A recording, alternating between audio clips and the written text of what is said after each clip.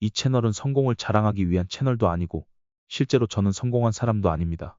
오늘 영상에서 말씀드릴 내용은 제가 5급 공채, 즉 행정고시를 3년 만에 접게 된 계기, 그리고 그로부터 불과 몇 달 만에 사업으로 억 단위 매출을 내게 된 이야기입니다. 이 일련의 사건들은 저에게 무엇이든 할 수 있다라는 자신감은 주었지만 물질적으로 풍요롭게 해주지는 못했습니다. 이때 번 돈을 대부분 날린 일에 대해서는 나중 영상에서 이야기하도록 하겠습니다. 이 채널은 저에게 일종의 고해성사와 같습니다. 제 인생에 일어난 재미있는 썰들이 여러분의 인생에 조금이나마 참고가 되셨으면 좋겠습니다. 중학교 때까지 저는 공부를 잘하는 학생은 아니었습니다. 그러나 책만큼은 어마무시하게 많이 읽었던 것 같아요. 제가 가장 좋아한 분야는 역사였습니다. 한국사, 세계사 가리지 않고 다 좋아했어요. 어지간한 판타지 스토리보다 흥미진진한 일들이 역사책에 생동감 있게 적혀 있었죠. 책을 좋아하다 보니까 자연스럽게 글 쓰는 것과 말하는 것에도 나름의 재능이 있었던 것 같아요. 교내 논술 대회 같은 공식적인 대회에서 입상을 하지는 못했지만 연극 대본이나 발표 스크립트를 작성할 때 선생님들의 칭찬을 받곤 했습니다. 고등학교에 올라가면서 책을 읽고 글을 쓸 일이 많이 줄어들었습니다. 국영수 공부에 대부분의 시간을 투자했고 놀 시간이 나오면 책을 읽기보다는 게임을 하거나 축구를 하느라 바빴습니다.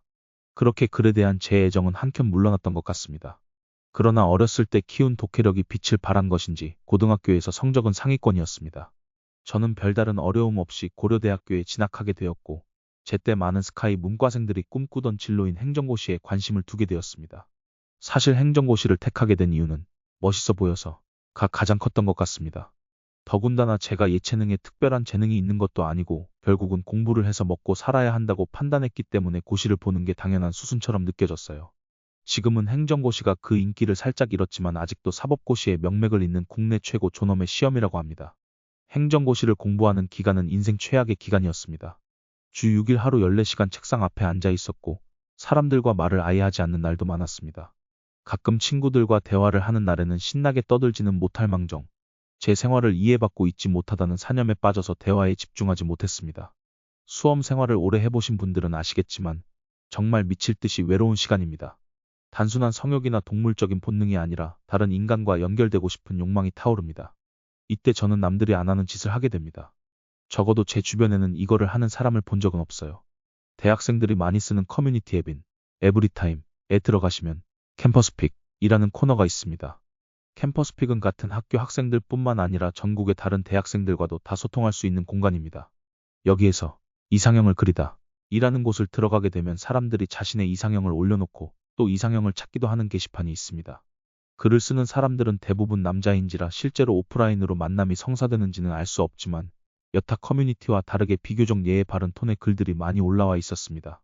그리고 저는 글을 한 편 적었습니다.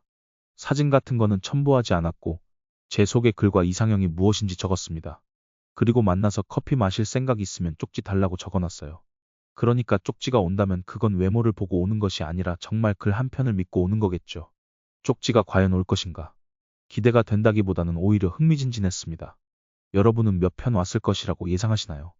놀랍게도 그 글 한 편을 보고 20명이 넘는 여자분들이 연락을 주셨습니다.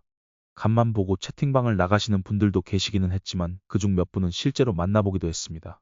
결과부터 말하자면 연애까지 이어진 경우는 없었지만 이 경험은 그 자체로 아주 놀라운 경험이었습니다. 이런 일이 있었다는 것을 친구 몇 명에게 말했습니다. 그랬더니 친구가 나도 글 써줘. 밥 사줄게. 라고 하더라고요. 오랜 세월 친구를 해서 그런지 소개글을 술술 써내려갈 수 있었습니다. 결론부터 이야기하자면 이때 친구를 위해 써준 글도 대박이 납니다. 10명 넘는 분들이 연락이 왔고 실제로 친구는 그중 한 분과 연애하기까지 했습니다.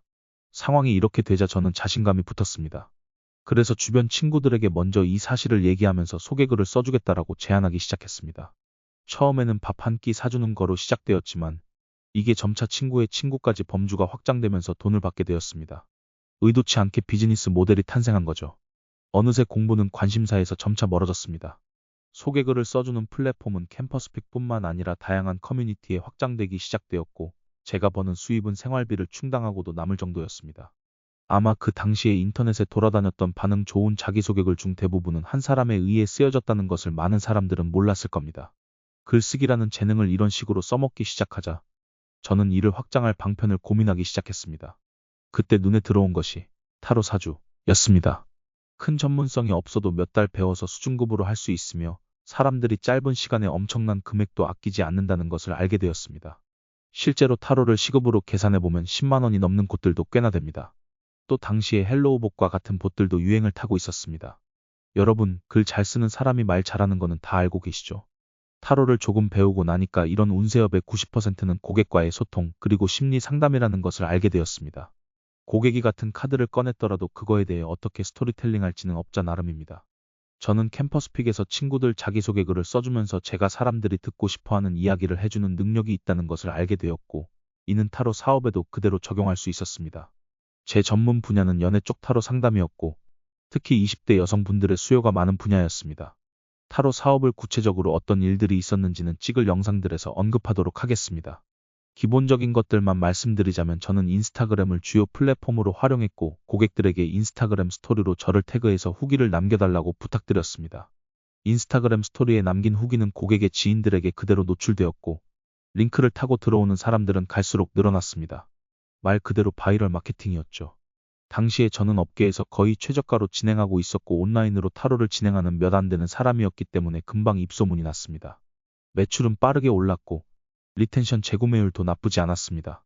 사주와 다르게 타로는 여러 번 봐도 새로운 해석이 가능합니다. 그래서 제가 타로에 더 큰 비중을 둔 것이죠. 돈이라는 것은 참 신기했습니다. 3년 동안 공부하면서 한 푼도 벌지 못하다가 벌 때가 되니까 와다다다 미친 듯이 들어옵니다. 여러분, 함수 중에 가우스 함수를 아시나요? y=x 곡선 마냥 정비례해서 우상향하는 곡선이 아닙니다. 한동안은 아무 변화가 없다가 뜬금없이 계단식으로 확 오릅니다. 저는 돈을 버는 게 가우스 함수라고 느껴졌습니다. 사업에 관한 얘기, 고시 기간에 관한 얘기 등등 하고 싶은 이야기가 많습니다.